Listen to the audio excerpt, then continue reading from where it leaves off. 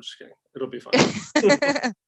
I always just say I'm playing adult. That's what I always tell people. Cool. Awesome. And then Marissa, I guess, are you host? You're co-host. Perfect. So we can start admitting people in too. Wait, well, I just got that. We're live already, huh? Never mind. You can always chat me, Rob, too. Yeah, I just would have put the director of the Need to Grow, but that's fine because it makes it a little more. Okay. We'll emphasize it. Don't sweat it.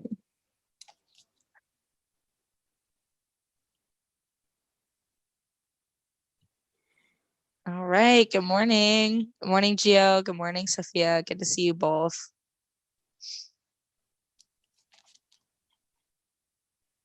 Good morning, everybody coming in from YouTube. All of our live streamers. Great to see you.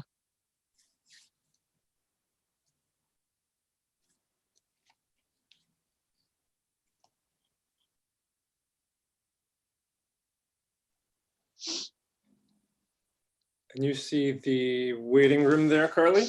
You got that? Yes. Let's see. I can. Well, we can actually probably disable. We'll just disable the waiting room so everyone can start funneling in.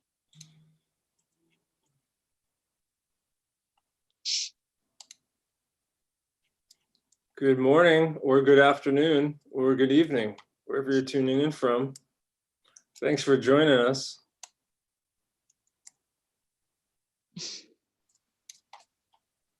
Awesome, everybody. If you want to put where you're tuning in from in the chat, we'd love to see it. It's always fun to see. We usually have people in the UK, all over Asia,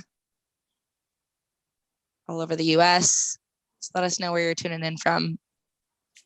It'll also help us make sure that the chat's working.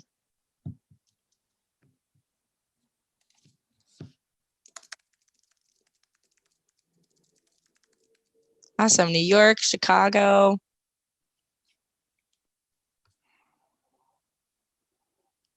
Rob's in LA. Marissa's in Florida. I'm in San Diego.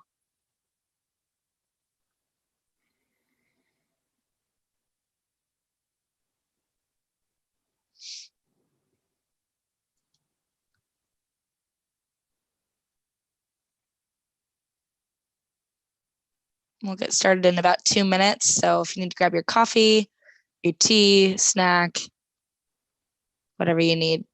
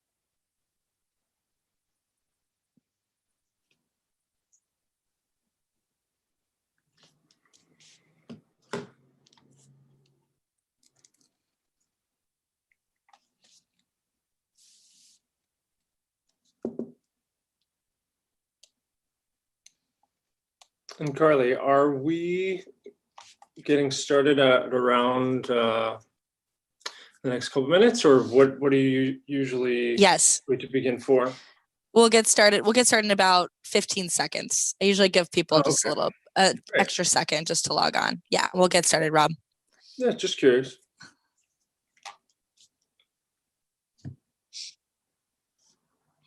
Awesome. And everyone that's just joined, if you want to put where you're from in the chat, we always love to see where you're tuning in from. We'll get started in just a moment here.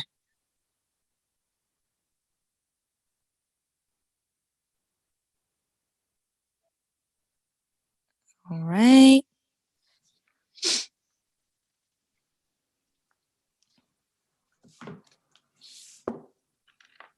Awesome. We still have some people join in, but we'll go ahead and get started. Welcome, everybody. My name is Carly. I am our events and community partnerships lead here at Learn It, and I'm so excited for us all to be here today for a special event and Q&A with Rob Herring, executive producer and director of the Need to Grow documentary. And so we're thrilled to have Rob here with us on this Friday. If you're new to our Friday events, welcome. Learn It, just a little bit of context around Learn It and this program. We are a learning and development organization based out of San Francisco, California. And really our goal is to make learning resources really accessible to everyone. We've all been through some sort of change or shift in the last year and a half. And so we really want to help everyone develop the skills needed to thrive in today's workplace and really adapt and stay motivated for the workplace and the economy of tomorrow and the future as well. And a big part of that is this community. So how this community works is we host weekly community events on today's most in-demand skills, and we focus on a monthly theme. So this month we're focusing on creativity and innovation.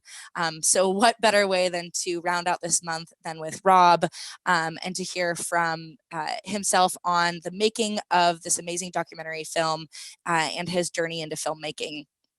So we partner with guest speakers like Rob, and also these events are also hosted by our internal subject matter experts, so that all of you can get a slice of the experience that you can experience in our classroom as well with our longer workshops. So with that, just a couple of housekeeping items. This event is being recorded, so if you have to hop out early or you want to reference back, you can always find that on our free online community called Offsite, which I'll speak a little bit about at the end. It's also will be available on our YouTube channel as well. And this session, as are all of our sessions, are meant to be interactive, so please do contribute your questions in the chat. We'd love to hear from you, and hopefully some of you have watched the film already, as it was available to you a couple of weeks before this session. If not, we'll be talking about this a little bit later, but the film will also be available to you for the next couple of days as well, so that you can stay engaged and learning about the topics we speak on today. So without further ado, I'd love to introduce all of you to Rob Herring. Rob is an environmental filmmaker, a citizen journalist, and a musical activist. He's written songs for health and eco-activism and performed for some huge audiences throughout his career as a musician. In addition to being the co-founder of Earth Conscious Life and also a certified holistic health coach, and the co-founder of Integrative Pediatrics.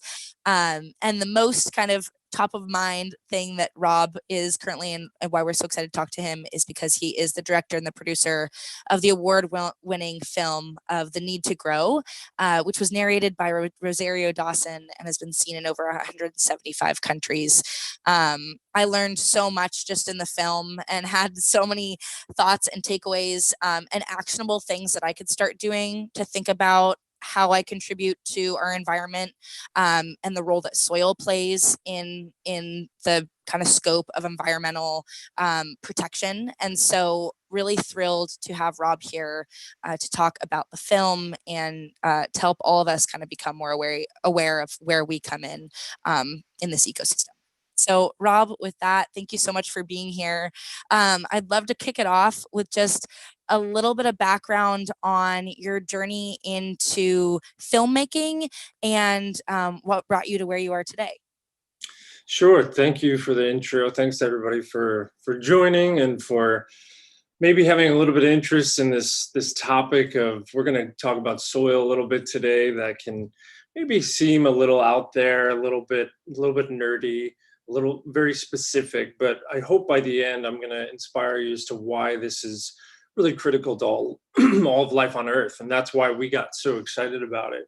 And so for me, I was a performer. I had been a musician and an actor, and I was learning filmmaking for more, I guess, traditional scripted films. And at the same time, I was going through some health issues, and I started to learn about the options that were not being presented to me right up front in a conventional sense. And when I started to learn more about food and the way that food works and the importance of food and nutrition in the human body, I started to become very passionate about what we eat. And as I learned about the importance of how food participates within our ecosystem, our internal ecosystem of our body, I was also really learning the overwhelming negative, unfortunate impacts of our current agricultural model and processed foods.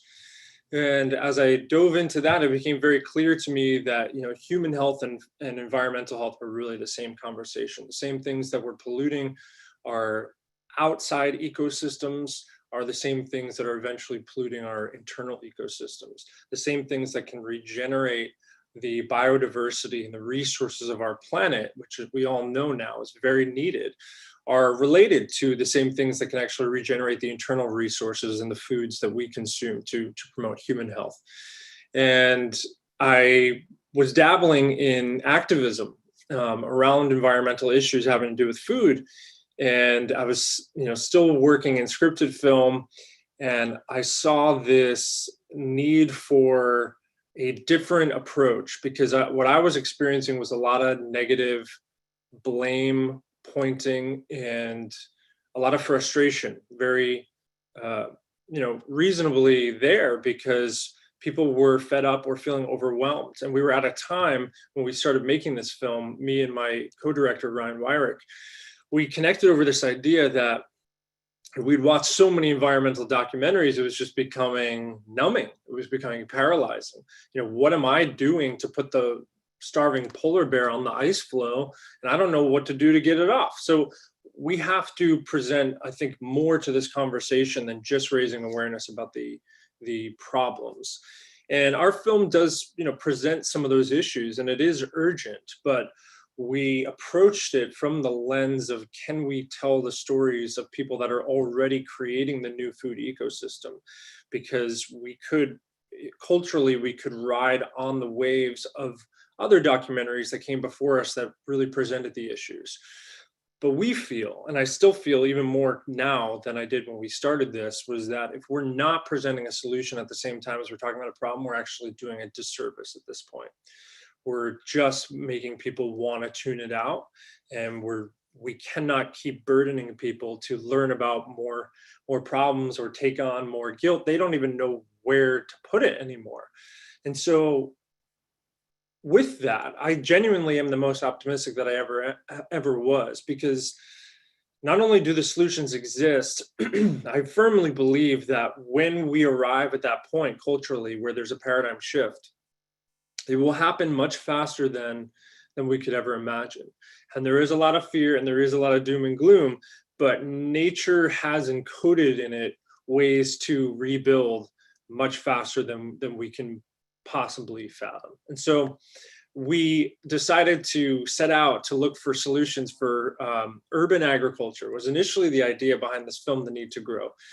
And we traveled around the country, and we went to various cities looking for things like rooftop farming and hydroponics and aquaponics and indoor LEDs. And our idea was, how do we make this cool for a new audience? Because young people at the time were not engaging. About 10 years ago, when I was really getting into activism, I was always the youngest person there, which really bothered me. And how do we make this accessible to new people? And as we were traveling, thinking we were making one type of film, we started to learn ourselves about the importance of soil. And the film quickly evolved into a movie that was much more about the science of soil, the potential for topsoil to regenerate our planet, why it's so critical, which we'll get into more in a minute. And we wanted it to be story driven. And that was really important to us, to tell the stories of humans, because you can throw facts at people all day long, but when you have an experience, we all know, even watching a scripted film like A Hero's Journey, we see ourselves in the character, right? We want to root for it. And when we've stumbled upon these three beautiful stories, as you'll see in the film, or maybe you've already seen, they're very different. They focus on very different scale solutions. And the idea was we want to present a plethora to say that there's not just one way. Nature works with biodiversity. All things thrive in diversity. And the same thing is with solution approach. And so there's an entry point for everyone at all scales, no matter what age you are, no matter where you are in the world, no matter how much of a green thumb or what your knowledge existing is on soil health. There's a place for everybody to participate, and it doesn't have to be part of your identity as an environmentalist or a farmer or an entrepreneur or anything, but we're all participating in food because we all exist here and we eat. So we made this movie, The Need to Grow, and we were really, touched to be able to reach as many people as we have. And so we connect with Rosario Dawson. We've got some really cool animations in there. I think we told a beautiful hero's journey that I hope you'll get to check out if you haven't already. Yeah, I thank you, Rob. And I think that a huge component that resonated with me was that, like, oh, these are, you have the young girl who's a Girl Scout and is motivated to make change. You have just a really scrappy, amazing farmer out of Orange County, which is close to my home. Everything feels close to home and is a story that resonates. So I love that part of the film, and I think that's what makes it feel more tangible versus the polar bear on the ice pack that you are just like, how do I even begin to start to think about this from my corner of the world and what I'm doing. So, and I think that, why we landed on these stories, just as a little behind the scenes, we actually had followed 7 stories and only 3 storylines ended up in the film. And this was the hardest thing that we did as filmmakers, was we had to make the decision to cut out these stories that we had followed for years. And ultimately, the 3 that remain in the film, and without giving too much away, they all face a pretty major setback or hurdle. And for us, this was kind of a metaphor for where we're at as a species right now, where it may seem like we've been kicked and beaten down, but the human spirit is resilient and we can keep going. And that's what we felt was a really important example to showcase for people, that with the ambition, with the passion, we'll get through this, and you just move on. When the one door closes, we move on to the next. And so I think that that's an important component for where we're at right now in our timeline. And yeah, we hope that that's one of the takeaways. And so if I may, I'll just get into a little bit more about the topic of soil here. Yeah, absolutely. And so, for those who haven't watched the film, or for those who have, there's a huge difference between dirt and soil. And so dirt is really dead, void of life. And then we have soil over here that is so thriving, concentrated with biological life, microbiology. And so for a long time, I don't think as a species, we understood and appreciated the complexity that was happening there, because it's outside of our vision. And as we're diving more into this, even the most cutting edge soil scientists now will admit that we only know maybe 1% of what's happening in the soil. So it's truly this cosmic relationship happening of tens of thousands of different species, where when soil is thriving, you could have merely a tablespoon and there could be billions and billions of organisms in there, more than there would be people on the entire planet right now. So what's actually happening down there is really outside of our human brain's capacity to truly understand. All we know are ways that we can shepherd these organisms to do what they do best. And we'll continue to learn more about them. We literally know more about the cosmos than we know about the soil. We know more about the moon and the stars than we know about the soil microbes. And for us, it was, how do we get this conversation out into the mainstream? Because what we were learning was that by harnessing and by improving the life, the biology in the soil, all of these other environmental issues were being positively affected. And so it is the most multifaceted solution potential that we have on the planet. And it wasn't something that was being talked about enough, and we hope to see it become more and more. And we're seeing it over these last several years, because when it clicks for people and they realize that improving the soil biology by merely 1%, you're storing up to 25,000 gallons of water more per acre. So what that means is we're storing water when it rains, and irrigation water is actually staying on the landscape. So in a state like California, where we have epic droughts, this is a game changer for both drought and flood prevention. Then we have the nutrient density of the plants that are coming out of these soils. We are in a model right now of extract, just grow quantity, and we're not focused on the nutritional components and the mineral composition that is actually in those plants. So when we improve the biology of the soil, suddenly we're growing foods that are actually back closer to what our grandparents were eating. Even just a few decades ago, the nutrient density is night and day for certain plants. I mean, possibly having to eat up to 60 tomatoes today to get the nutritional value that you got from one tomato like 40 years ago. And other plants are even more wildly different, like spinach. And so it's pretty astonishing. It's because we've depleted the soils of really the value there, right? It's like a bank. We can't just take out of it forever. So how do we regenerate that and create more nutrient dense foods so that we're putting those nutrients back in the body? Because humans are so nutrient deficient at this point. It's kind of astonishing how many people are deficient, and many don't know. Then we have the farmer's health component. When we're doing regenerative agriculture as opposed to conventional, we're protecting these farmers that now we're seeing pop up more and more are having unfortunate effects from being exposed to these chemicals, many of which are cancers. Then those chemicals make their way into the water system. So we're preventing that from going into the rivers, polluting those systems, which eventually pollutes our oceans. We're preventing the wildlife in the surrounding area from those farms from being negatively affected when we're just focusing on healing soil. And then the big issue on everyone's mind, it seems nowadays, is how we're going to fix this carbon cycle. And so, whether or not we can quantify exactly how much that carbon is affecting what, or how it's raising what temperatures, doesn't even matter part of the conversation. We know that we have shifted the burden from where carbon was once in the soil underground, and it is now in the atmosphere. And so it's unprecedented in terms of our human civilization to have that much of an imbalance. So what do? Well, if we magically stopped all emissions tomorrow, cars, planes, factories, we still would have an excess of atmospheric carbon that would theoretically take hundreds to 1,000 years to actually sequester or come back down to where it belongs if we did nothing else.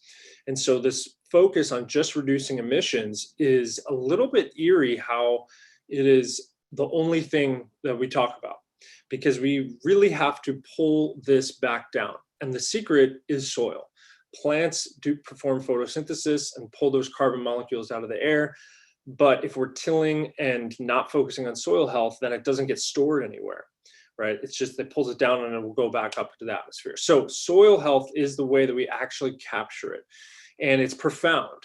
The excess carbon right now is ending up in our oceans, and the oceans can, I forget if it's somewhere around 9 gigatons a year that they can safely take in.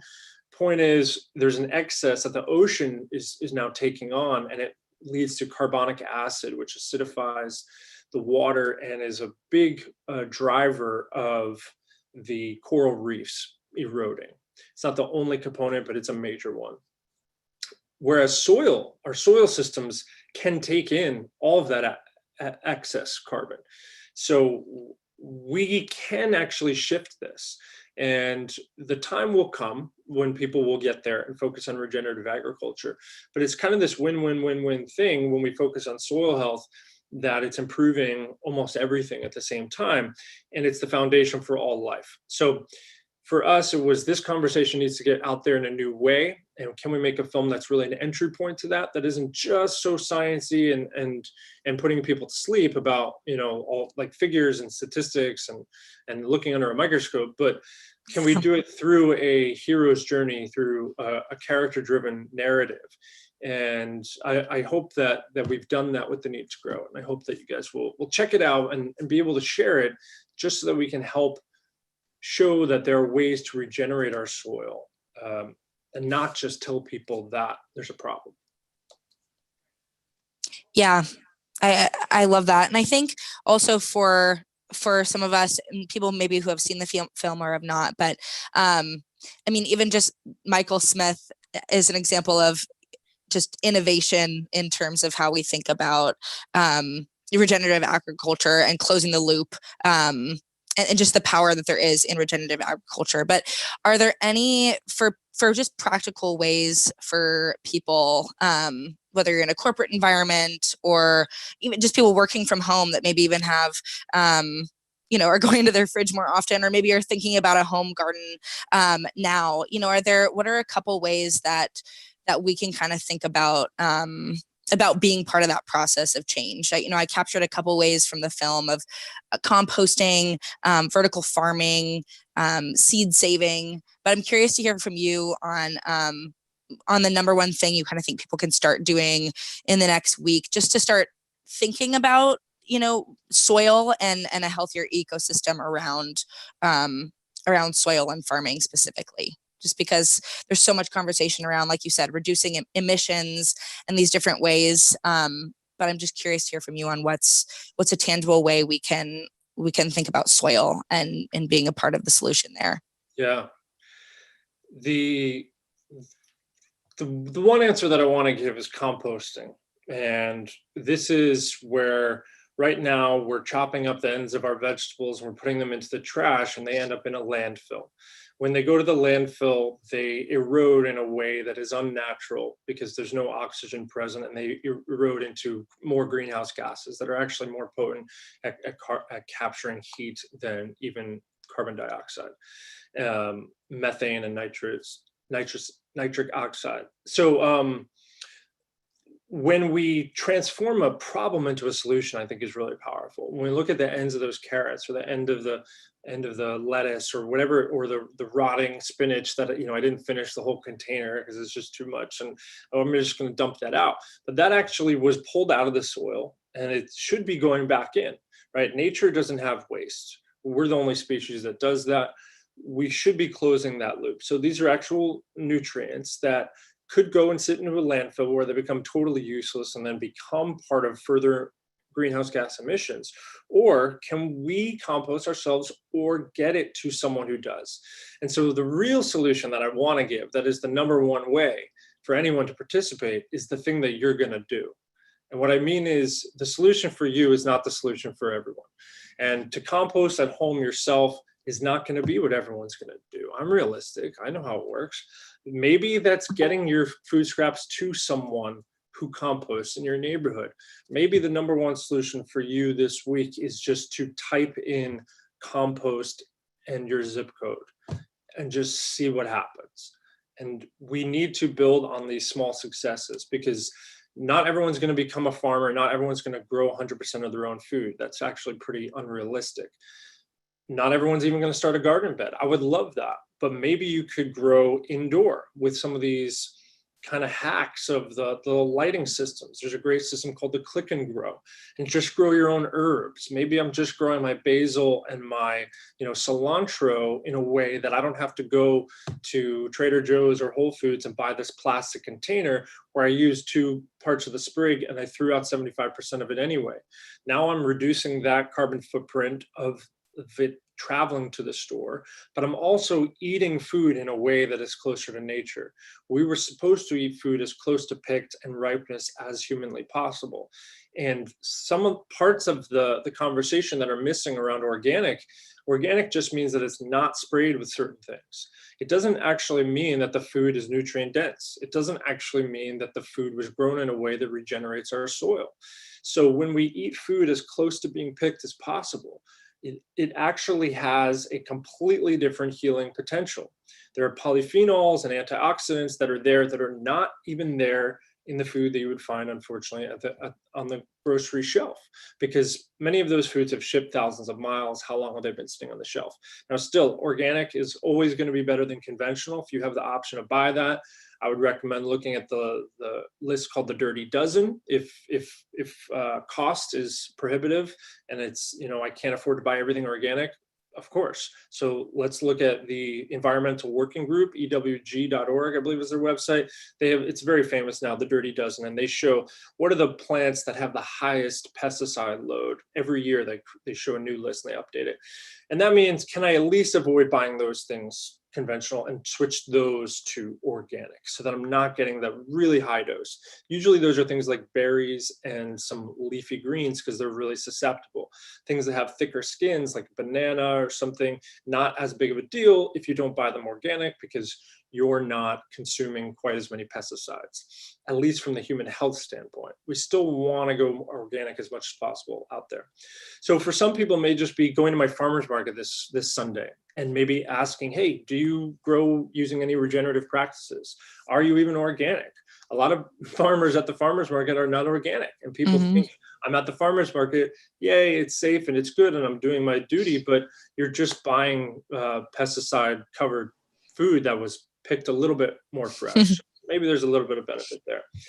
But we can have these conversations to show people, not in a preachy, insulting, shameful way, but actually inviting people in through just curiosity, saying, oh, cool, like, did you learn about this? Have you heard about these types of practices? And just starting those conversations.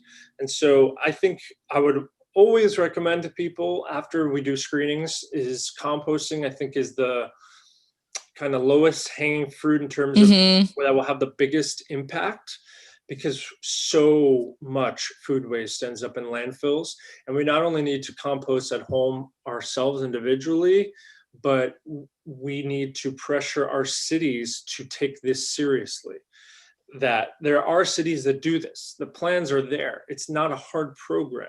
There's just resistance and a little bit of lack of education from some of the city leaders, and probably a lack of them feeling like anyone cares or wants that.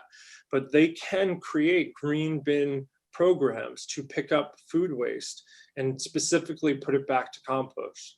This will have to happen eventually, like a lot of these solutions, I firmly believe, because we will run out of time. A lot of these things, when we talk about unsustainable practices, we really need to let that sink in, that there's an expiration date. It's not just, oh, that's not good. It cannot go this way forever. And I think that may seem obvious, but at the same time, it doesn't really sink in for a lot of people that we're going to change either gracefully or through chaos. So we're seeing some chaotic collapses of certain systems around the world, but we can right now still take advantage of doing things as gracefully as possible. So can we talk to our city councilman or whoever it may be that we can reach, or our mayor, whatever you have access to, and we want composting. Why is there not this program? Here's a city that does it. How do we get this? What do I need to do to show you that the community wants it? And you can make a change in your community. I've seen it done by so many everyday people that have no experience. Those are the people that do it. A lot of times they're moms or their grandmas who care. That's not limiting to that, but that's mostly what I see, because they say, I'm done not, stepping up here. And the beautiful thing is, those types of people that take those steps, they get it done, and then they inspire someone else to do the same thing. And so I know a lot of those types of people, like Moms Across America is a great organization, and other cities that not only have created compost, but have gotten their municipal area and their school district to go pesticide free, get these things off of the ground so that kids aren't being exposed. But anyway, that's the long answer to saying, try to compost. Yeah, no, I love it too. But it's also like you have to find your own avenue of, what resonates with you and what hits closest to home with you and what's most accessible. So, I think it's like we talk about in a lot of our classes, like we can give you a couple tips of, how to give or receive feedback, or how you can, think or talk about conflict. But it has to come in a form. You have to think about and reflect on, okay, what's most accessible to me, what actually resonates with me. So I think, I think that's a great kind of lens to see it through. And that actually kind of goes into, the film talks a lot about that one of the biggest problems is food distribution, how, in World War II, we had 20 million home gardens that provided 40% of the nation's food supply. And there's evidence to show that we could support, people with locally sourced food. So for you, what do you think is the number one reason organizations or those government officials that you're saying we could go approach, aren't investing in localized farming or aren't pushing composting? I live in a super health conscious neighborhood, but yet we don't have access to composting. You have to selectively pay to compost or have your own bin. So, even people that claim to be kind of conscious about it or even have some awareness around eating healthy, living healthy, still aren't taking action. So is it mostly a monetary incentive you're seeing for that's prohibiting the government, or just people in power from kind of investing in localized farming and these practices? Or what other factors contribute, do you think, to just it not being immediate to, on everyone's mind? Yeah, I think the incentive is lacking for a number of reasons, both financial, but also public pressure, in that we have reached a point where convenience has actually become a problem. And for a long time, humanity could have only dreamed of some of these conveniences. And over the last century, we've seen game-changing conveniences that have really helped us as a species. At what cost is now starting to pop up. And when you talk about that number, yeah, that we were able to grow food because there was a national urgency. There was a collaborative energy during the war that said, please join us and be part of something. And we don't see that happening right now in terms of truly, empowering decentralized solutions. We don't see that anymore for many reasons. Well, one, let's all be honest that lobbying is a euphemism for effectively a form of bribery from the biggest multinational corporations that get their way. And they are incentivized to centralize things rather than decentralize. Of course, they would rather us coming back to them for the answer. Now, that 40% number of 40% of Americans are growing their own food, guess where we're at now? 0.1% of food is grown in backyard gardens. So how did we get from 40 to 0.1? Well, we changed the food convenience factor. We changed the access to things that mostly are not healthy foods. They're depleted in nutritional value, and they're actually energetically dead.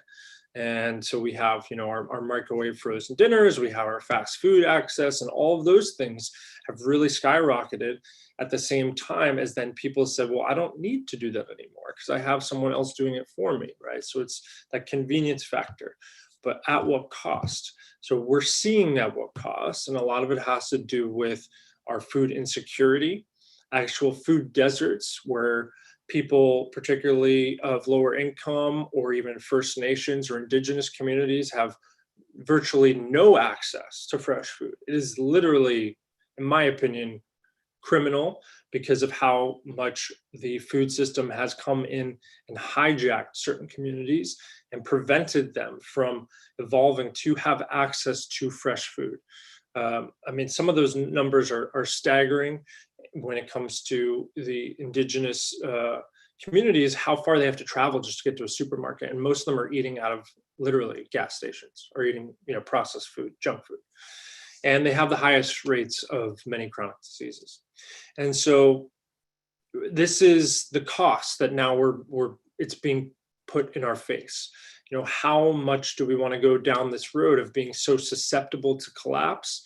Over this past year, not only did we face a major health wake-up call, hopefully, that we have become more susceptible to a pathogen, but also that our food system, when we went into this lockdown, we saw historic food bank lines, like some 8 miles of cars in some cities. This was astonishing and should have been a bigger wake-up call than even it has been. And it's pretty disappointing to me that those things were not covered in the way that I think should have been a call to action that we need to localize.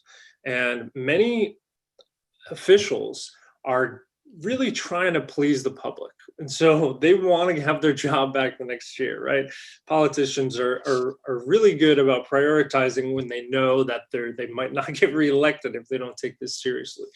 So how do we get, it has to come from the education and the community level, because these things, they don't prioritize things if they're not really interested in protecting their position. The other opportunity that they prioritize things are when they have friends and internal connections, and whether it's corruption or nepotism or just playing the game of politics, sometimes they put other interests above the interests of the community. So how do we then take some of this information and bring it to the city council leaders and say, here's a method to do urban agriculture. There's an empty lot over there. Let's get this going. We have permaculture designers and master gardeners in almost every city that are desperate to do this work. They are ready to go. We have vets that have come back from service that want to continue to service their community. Vets make incredible farmers, and we can actually feed people. And even if we're not focused on feeding the entire community, just food banks alone, we can actually transform. And we're making a new film that'll be coming out in a few months called Pharmacy of Light, that really tells the story of how we can transform our food banks. In as little as a few weeks, we've transformed the access to local, regenerative, nutrient-dense, healing foods, zero waste, off-grid. There is no excuse not to do this. It's so inexpensive to set these farms up. And we're now providing food to people that would normally come to a food bank to get maybe canned beans or some other nutrient depleted foods. And now they have access to the most healing foods ever. And at the same time, it's raising money for the food bank. And it's also providing food to other people that can afford to do what's known as a CSA box, community supported agriculture. So they're getting fresh food. These solutions exist. They're so doable. In a city like Los Angeles, it blows my mind every time I see how much money is spent on projects that do not impact the community in the way that these people are BSing us. And the amount, like just the cost per impact. And then I look at some of these solutions, I could take, a fraction of what is spent on some other programs and truly transform the community's access to healing foods. So I think when we put a little bit more pressure through the education of how critical soil health is, which is why we do have to start with the urgency of the issue. We're depleting soil at such an alarming rate.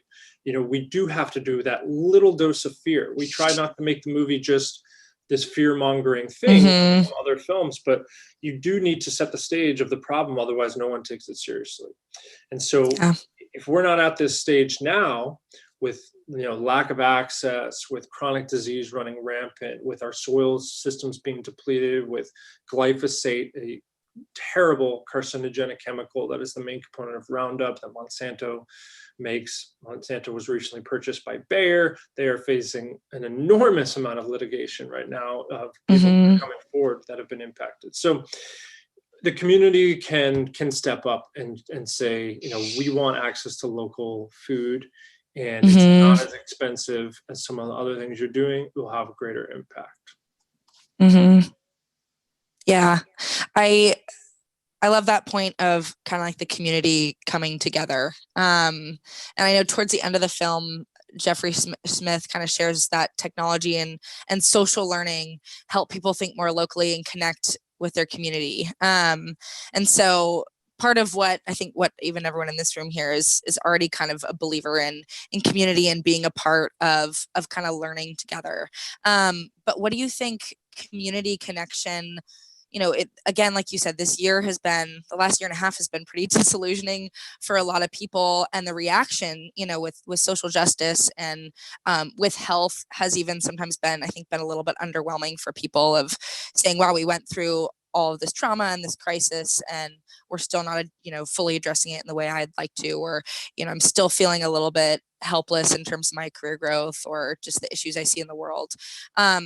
So I'm wondering too, if for leaders out there, and we're all leader in some capacity, but also for employers, how do you think companies, that are actually wanting to support people, how do you think they can help encourage a connection to nature, a connection to our planet soil, and kind of a connection to that community and that social learning, because like you said, it has to start sometimes from the top, but it also starts at community level. But I'm wondering, for leaders that are in power, or managers, how you think they can kind of be encourage that within their company, or kind of be an example of that.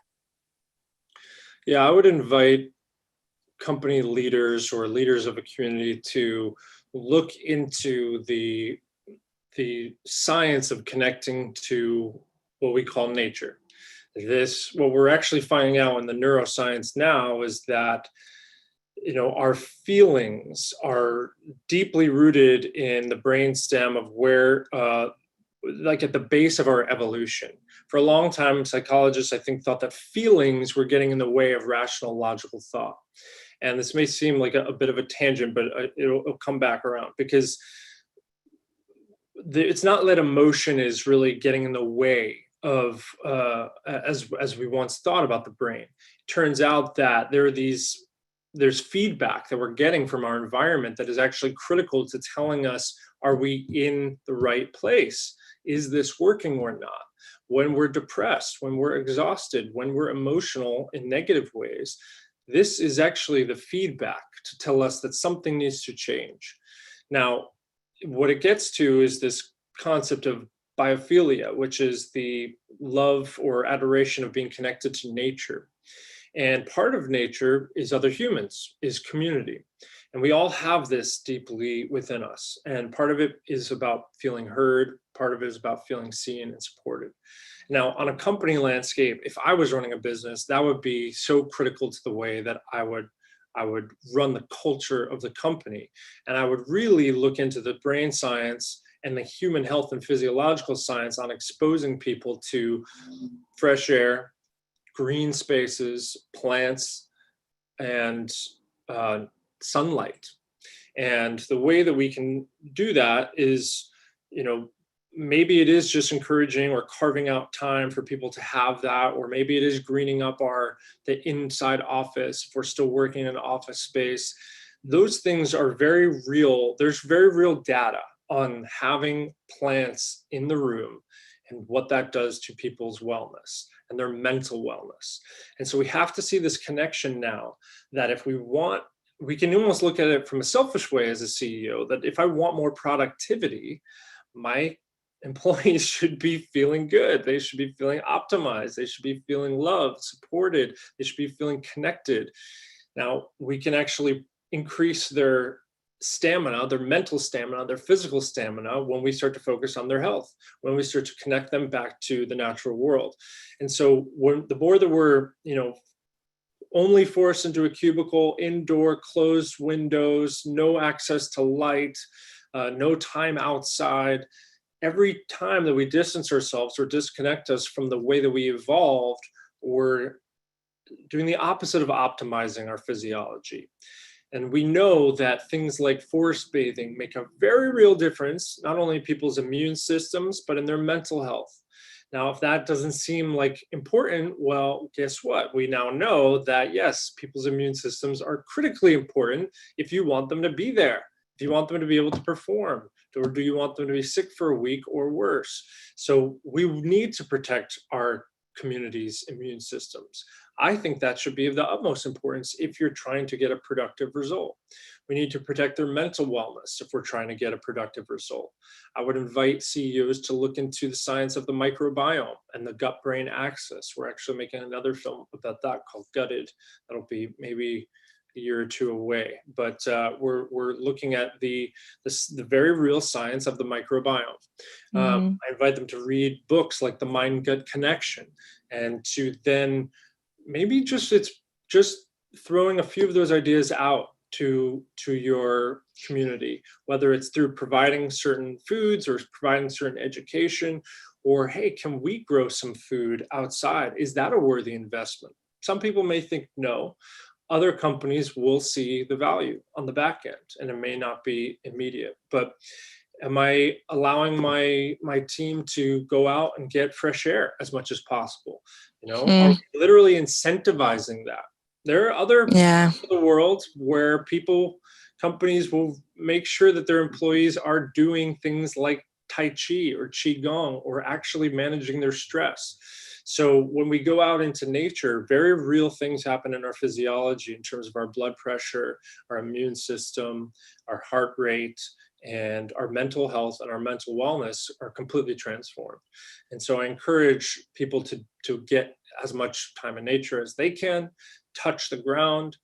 These hippy dippy ideas of tree hugging, we're now finding that there's very real science from connecting electrically to the earth and connecting to trees, to plants. There's things called phytoncides that when we breathe them in through the aromatherapy, they actually transform our mental health. It's very real. Look into the science of forest bathing or Shinrin Yoku from Japan. We know that just 2 long walks in the forest, doesn't have to be strenuous exercise, completely transforms an element called the natural killer cells in our immune system that was still improved a month after doing the activity. So we don't even know what's possible with these little changes. Some people will write them off and say that that's not going to make a big deal. But I would argue that the data shows different, that if we encourage some of that stuff, we would make a very real connection to improving people's mental and overall wellness. So how do you infuse nature into your community and your workplace as much as possible? Think about the 4 elements, the water. What is the water that my people are drinking? Can I clean that up? Can I do a better job? Can I remove some chemicals and maybe remineralize that? That will help their mental health. Can I transform the air quality, whether it's better air purifiers or opening the windows as much as possible? Indoor air is always more toxic than outdoor air, unless maybe like a nuclear fallout or something. It's always better to have the windows open. The earth is the food that they're consuming and the ability to go out and actually connect. And then the fire element is the sunlight. We're also learning about the real importance of being exposed to natural light and how we're spending so much time in front of screens. And most of us are light deficient when it comes to sunlight. And this demonization of sunlight is getting a little outdated with the science. Clearly, if it was the sole predictor of skin cancer alone as the one factor, then everyone throughout history would have had skin cancer. And we know that now, as sunlight decreases the exposure, the melanoma rates increase. So it's quite the opposite. Now, that doesn't mean you go out and expose to an unhealthy dose. Everyone is different skin color, different place of the planet, different time of year. We need to do healthy skin exposure. We're not trying to burn. But I think we need to transform our exposure to natural light. So when I'm planning an office space or designing or giving people just some time outdoors, these are all very real things. Just stepping out into the sunlight, you literally transform your hormones. I mean, your pituitary and pineal gland are really regulating your stress hormones. So do we want to create the conditions for people to be as stressed as possible and just get the job done, or create the conditions for people to be actually as relaxed as possible, as productive as possible? I think the guideline is always going to be the outdoor natural world. So as much as we can promote that, I think we'll improve human mental health. Yeah. Thank you. I love that too. And I think it's just, how do you infuse that into your workspace, how you do your work, how you lead your team, and just communicating the importance of that. One of the things I love that the film states, I think it's Eric states it, that, look at the soil as if it were your blood. And so I think that even just that statement alone of like, just connecting to nature, but kind of how, I loved that statement. Whatever's in that soil is going to end up in your blood. That's right. Yeah, we are not as disconnected as we might want to believe. There's a bit of an illusion there. And so we have to really understand that on a very tangible level, what you put into your mouth becomes you. It's not a metaphor. Those are the actual molecules and compounds that will become you. So if you're trying to regenerate, if you're trying to heal, what are you going to make new tissue, new cells out of? You're making it out of the foods that you consume, and actually the light that you're exposed to, which is part of what our next film was about. But that is a really important driver. And so we always ask people, how do you get to know your farmer a little bit better, or who grows your food?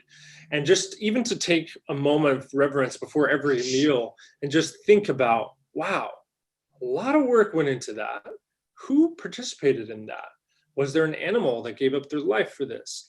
And even if it's vegetarian food, I hate to break it to you, there was, because there's a bit of a misnomer, but a lot of the non-animal based farming is still disrupting a lot of ecosystem, and unfortunately requires the killing of certain birds and gophers and things like this. So there's always loss, there's always a transition. We need to honor that. And then what is in there? And now you've probably heard this before, but if you can't pronounce it, it's probably not supposed to be in your body. It doesn't mean that it's an absolutism, that we can't consume any food that was, kind of man-made. Our bodies are resilient to a degree. Our body's always trying to adapt, but can we give it the break as much as possible from some of those compounds, and just remember that those things are really going in us? And I think there's this lack of physical awareness. So when we talk about things like meditation and Tai Chi and Qigong and yoga, even becoming connected to your physical body, you start to become a little bit more aware that as I eat that, it's literally going inside me. And those chemicals are then having to be dealt with by my system. And we take a lot of that for granted. Like, yeah, it's fine. You're right. We're still there. We're still alive. So clearly it's not going to kill us. Well, over time, these things add up. And when we put that toxic burden on us, when we're talking about the soil, the life, the blood, that's going to, think of it as our blood. We don't want to add toxic burden if we can avoid it. We want to reduce it as much as possible.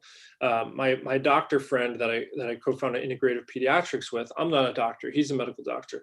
But one great analogy that he always says is we think of it as like a bucket for our inflammation, and there's a hole in the bottom of the bucket. We can pour water into some degree, and that hole, right, it's like our detoxification pathways and our inflammation pathways that our body's regulating.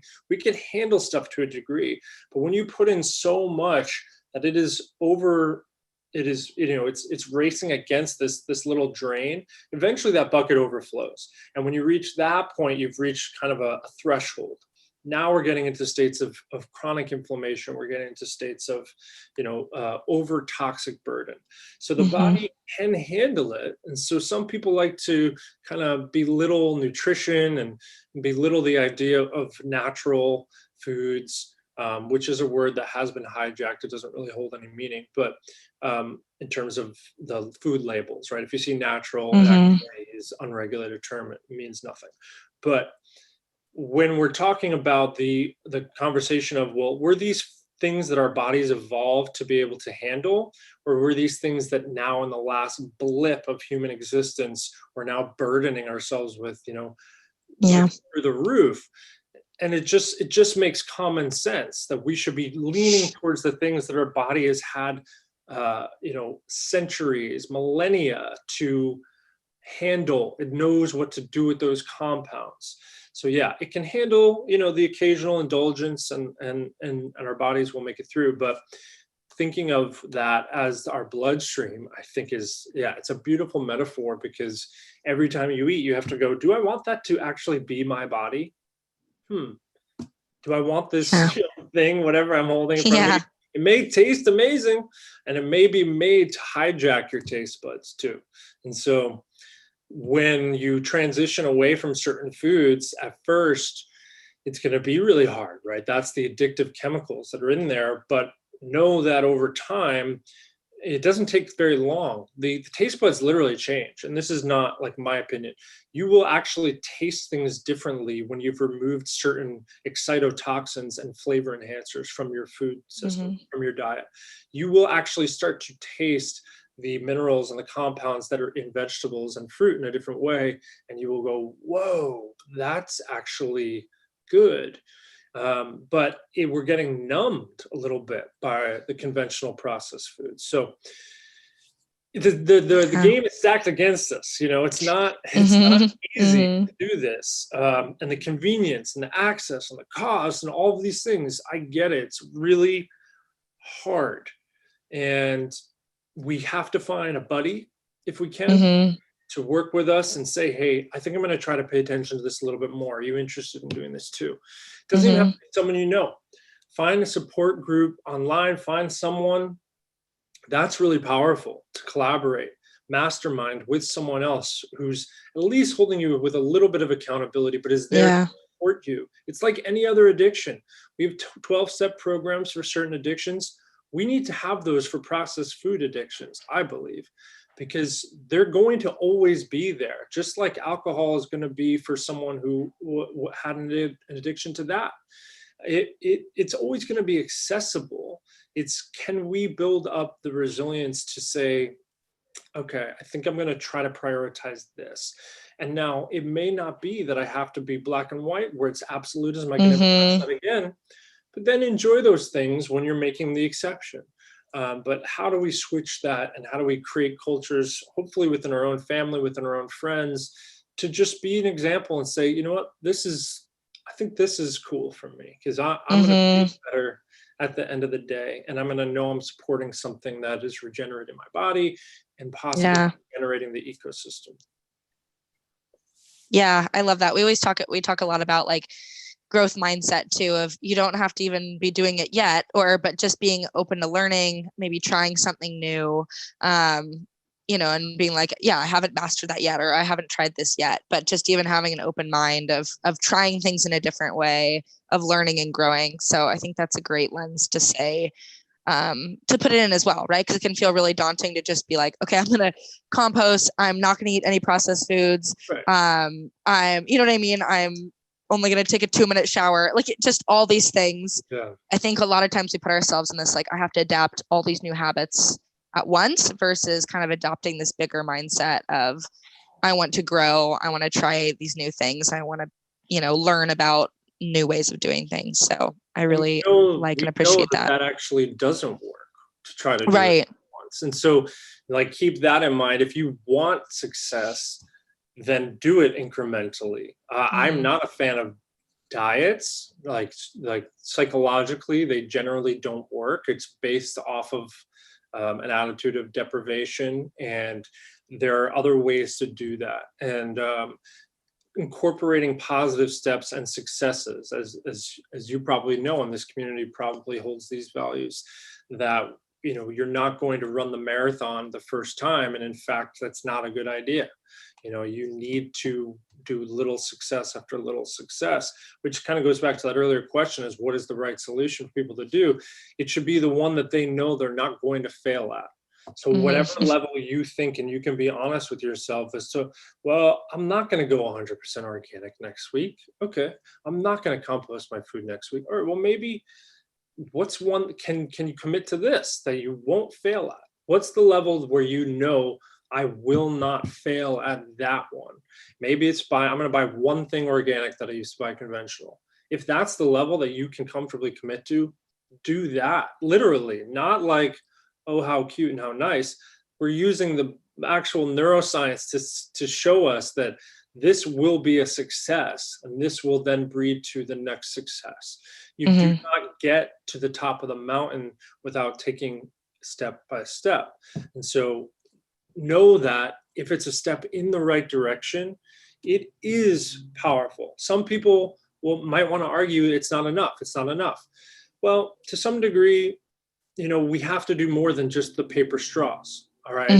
There is an element of greenwashing and just making people feel better.